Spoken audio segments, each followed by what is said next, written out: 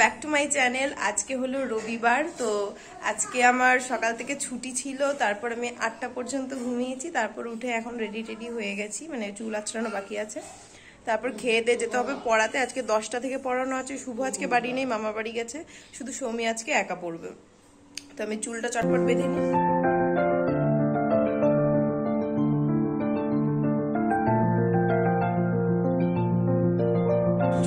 Complete হয়ে গেছে, এবার খাওয়া দাওয়া করে যেতে হবে পড়াতে। তো চলো চটপট খেয়ে নি, চলো তোমাদেরকে আজকে মেনুটা দেখাই।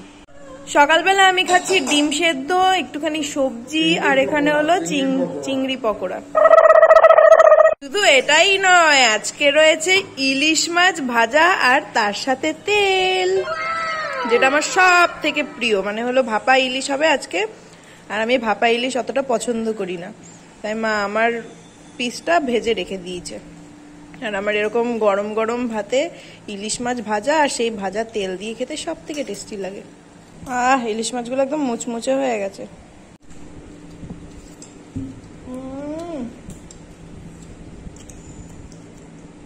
যদি একটা কাঁচা লঙ্কা হতো আরো জমে যেত। খেয়ে উঠেই দেখি একটা কাকিমা বাসন নিয়ে এসছে বাসন বিক্রি করার জন্য, আর মা গিয়ে বসে পড়েছে। কোন বাসন না কোন বাসন নেবে বুঝতেই পারছে না। আজকে তো জব্বর খাওয়া দাওয়া হলো। তো পড়াতে যাওয়ার আগে আমি দেখে আসি আমার ড্রাগন গাছটার কি অবস্থা, কারণ কালকে হনুমান এসেছিল, দেখা যাক কি হয়। চলো দেখি। ছাদে এসেছি আমার ড্রাগন ফ্রুট গাছটা দেখতে, দেখি যে এই ডালটার নিচে এরকম পড়েছিল, মানে হনুমান প্রত্যেকবার এসে আমার এই ডালটা দেখো কত বড় হয়েছিল, এত বড় প্রায়, এটা ভেঙে দিয়েছিল। তারপরে এই মাথা থেকে আরো একটা ডাল বেরিয়েছিল, আর প্রত্যেকবার হনুমান এসে এই ডালটাকে এরকম মেঝেতে শুইয়ে দিয়ে চলে যায়। তো আমি টপটা আমার ওই যে ভেতরের এখানটায় ছিল, এখন আমি এটা বাইরে বের করে এই যে পাইপটার সাথে পেঁচিয়ে দিলাম, আর একটা দড়ি দিয়ে দেখি এখানটায় বেঁধে দেবো। দেখি যে এখান থেকে আরো দুটো ডাল বেরোচ্ছে, দেখো।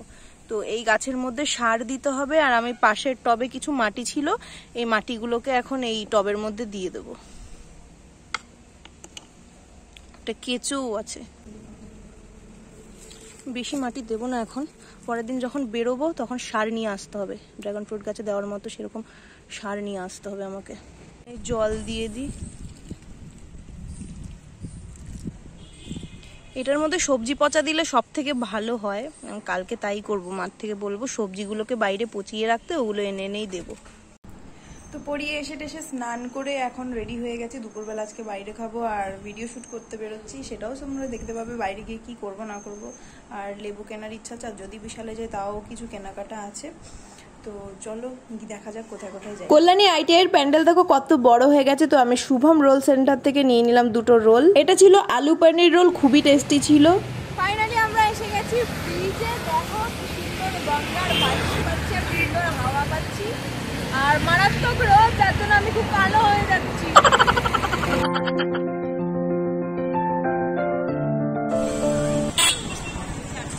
আমরা এখন কাঁচরাপাড়া এসে গেছি, দেখি এখানে লেবু পাওয়া যায় কিনা, আমি একটু লেবু কিনবো।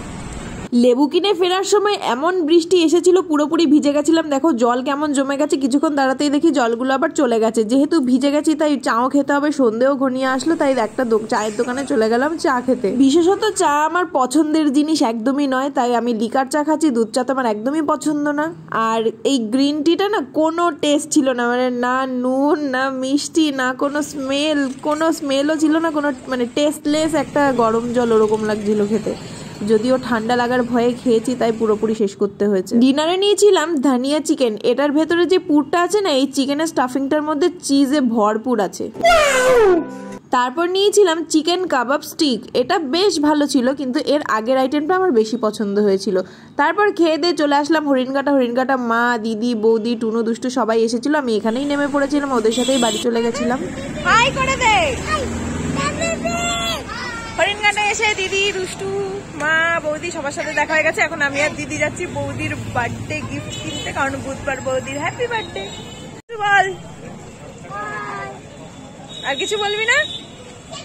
কুর্তি কেনা আমাদের কমপ্লিট হয়ে গেছে। তারপর আবার বৃষ্টি এসে গেছে। বৃষ্টিকে উপেক্ষা করে আমরা সবাই চলে গেলাম ফুচকা খেতে। ফুচকা আমি বিশেষত খাইনি, মা, বৌদি আর দিদি তিনজনের থেকে 3টে ফুচকা খেয়েছি আমি, ওরাই খেয়েছে। পুলিশ উকি মারছে, ভূত উকি মারছে। তো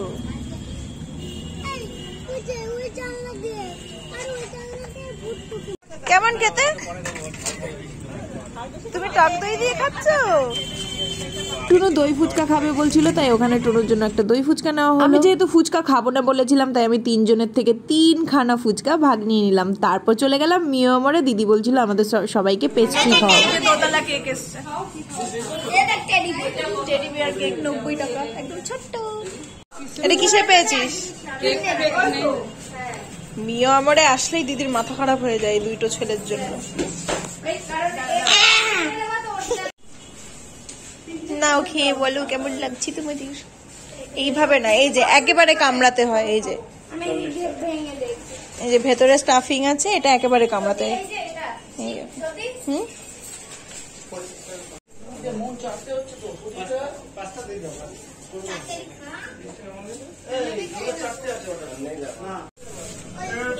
ওরা দুজন কি করছে? এখানে আয়।